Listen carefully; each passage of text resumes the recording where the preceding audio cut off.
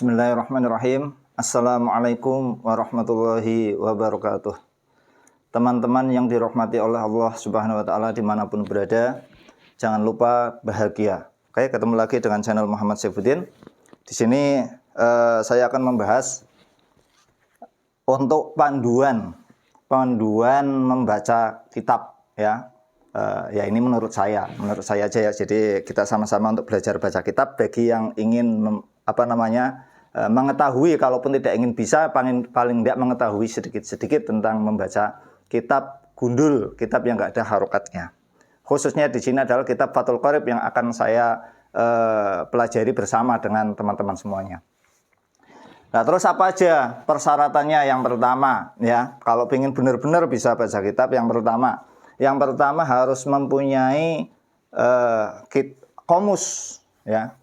Kalau kita nggak punya mufrodat, kecuali kita punya mufrodat itu maksudnya itu kita mempunyai kata-kata dalam bahasa Arab udah di dalam pikiran, udah hafal, maksudnya udah hafal. Kola maknanya apa itu udah hafal semua ya, maka itu nggak masalah, nggak usah komus, nggak usah pakai.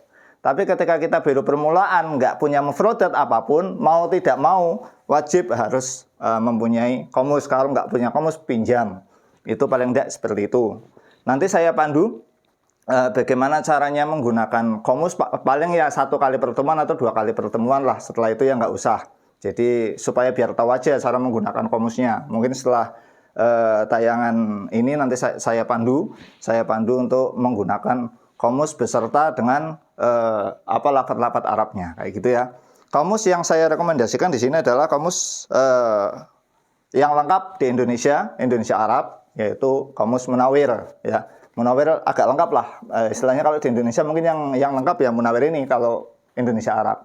Atau saya punya 2 di sini komus yang sering saya pakai selain Munawir, itu juga ada ini ya, komus Amsilati, komus At-Taufiqi ya, At-Taufiqi atau Amsilati ya, ini At-Taufiqi. Ini komus At-Taufiqi, maksudnya karena apa saya pakai ini? Ini juga agak lengkap, juga disertai bahasa Jawa. Karena saya orang Jawa, biar tahu makna Jawanya, saya pakainya komus At-Taufiqi. Ya, kalau khususnya bahasa Indonesia saja, kalau bahasa Arab ya Munawir udah cukup. Tapi kalau pengen juga tahu Jawanya, kita pakai At-Taufiqi. Itu yang pertama harus disediakan. Yang kedua juga ya otomatis kita harus mempunyai istilahnya nahwu sorofnya. Kita harus tahu ilmu nahwu sorofnya. Kalaupun belum tahu, nanti saya pandu satu persatu. Yang penting fokus dalam istilahnya yang saya sampaikan. Misalnya saya membahas tentang isim, ya fokus isimnya saja. Kayak gitu nanti saya pandu kayak gitu ya. Jadi fokus, nggak usah, kalau saya baca kitab, ya itu anggap saja sudah tahu. Tapi kalau yang dibahas itu baru yang difokuskan. Nah, kalau nahwu sorof, ya kalau kita baca istilahnya komus, itu ya yang kita perlukan nggak cuman istilahnya cari aja, tapi kita juga memerlukan ilmu sorofnya. Tapi kalau istilahnya nahwunya itu nggak perlu. Tapi kalau bahasa kitab ya perlu nahwunya. Makanya kita harus perlu nahwu sorof. Nah, untuk program pemula, itu yang saya rekomendasikan ya. Belajarnya kita pakainya Amsilati. Karena ada bahasa Indonesianya mudah. Ada sorofnya, ya sorofnya juga mudah. Terus Amsilati itu kalau nadomanya juga istilahnya ada bahasa Indonesianya, ada bahasa Jawanya, sehingga mudah dipahami. Kita hafal nadomanya juga kita tahu maksudnya. Nanti saya pandu, mungkin saya sisipkan materi-materi Amsilati, saya urutkan ya materinya, nanti saya urutkan dari awal sampai akhir. Mungkin materinya nanti saya masukkan ke dalam shot aja ya, dalam shot pembahasannya tetap kitabnya kayak gitu. Terus yang terakhir ya, yang diperlukan ya, kalau buku otomatis diperlukan ya. Yang diperlukan adalah kitabnya. Beli kitabnya. Udah punya kitabnya, kitab Fathul Qorib. Ya, kitab Fathul Qorib. Tapi kitabnya yang gundul, yang kosong, jangan ada maknanya. Gundul, kosong semua, nggak ada maknanya. Kita harus mempunyai paling tidak 1 kitab gundul, kosong, jangan dioret-oret. Walaupun latihan nggak boleh dioret-oret, harus tetap kosong ya. Ini tujuannya untuk latihan aja. Latihan kita baca setelah kita mempelajari nahwunya, sorofnya, kita baca misalnya halaman pertama. Setelah itu kita praktekkan. Nah, kita praktekkan dengan menggunakan komus dan lain sebagainya, nahwu sorofnya. Setelah kita kira-kira sudah paham, baru kita baca yang kosong bisa apa enggak, kayak gitu. Tujuannya seperti itu, untuk menguji yang kosong itu, untuk menguji. Kalau mau beli yang ada maknanya, silahkan, nggak masalah. Itu cuma untuk mencocokkan aja. Atau mau beli terjemahnya bahasa Indonesia, boleh ya. Jadi itu tujuannya, kalau mau beli itu nggak masalah. Akan tetapi baca kitabnya dulu, belajar yang kosongan dulu. Setelah bisa, maksudnya bisa itu 1 baris, 2 baris. Setelah itu benar nggak punya saya terjemahnya, benar nggak punya saya makna-maknanya, bisa dilihat untuk terjemahnya, boleh, nggak masalah untuk perbandingan. Ya jangan lupa juga pulpen ataupun buku. Ya tujuannya yang kita bahas, misalnya kita bahas 1 baris atau 2 baris, bahkan 5 baris, kita tulis di buku. Nah itu yang dioret-oret. Kalau itu boleh dioret-oret. Maksudnya kita cari di kamus maknanya apa, kita di situ dioret-oret. Terus dikasih apa kedudukannya, mahalnya, di situ dioret-oret juga terjemahnya.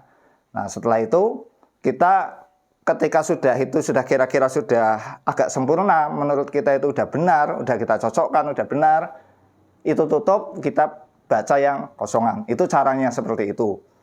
Sampai belakang insya Allah kita akan bisa membaca kitab, semoga aja dengan cepat, kayak gitu ya. Untuk masalah cepat lambatnya itu tergantung kemampuan. Tapi jangan putus asa. Kalaupun tidak bisa-bisa itu jangan putus asa. Karena kalau tidak bisa itu bukan bodoh namanya, itu orang pandai. Maksudnya pandai itu dalam artian pandai bersyukur. Orang yang nggak bisa-bisa belajar, terus belajar dan belajar, itu namanya orang, kalau orang dinamakan orang bodoh yang pandai bersyukur. Alias insya Allah ahli surga, kayak gitu. Karena tujuannya bukan cuma ingin pandai, tapi tujuannya adalah di situ karena mengikuti perintah Allah Subhanahu Wa Taala, kayak gitu ya.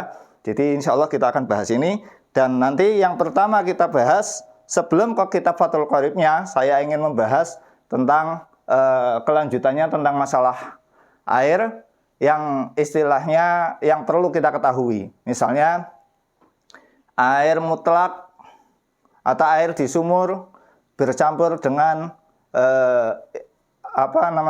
obat-obatan kimia yang disebut istilahnya kaporit misalnya ya, atau trawas, misalnya PDAM dan lain sebagainya, itu hukumnya bagaimana? Nah itu dasarnya mana? Kok bisa dihukumi seperti itu? Nanti kita tulis di sini dasarnya oleh siapa, kita baca di sini. Terus setelah itu kita terjemah dan kita sampaikan. Nanti kita tahu semua, dasarnya tahu, dan kita juga tahu cara bacanya ya. Oke, cukup sekian. Semoga bermanfaat. Kurang lebihnya saya mohon maaf. Sekali lagi jangan lupa bahagia. Cukup sekian. Wassalamualaikum warahmatullahi wabarakatuh.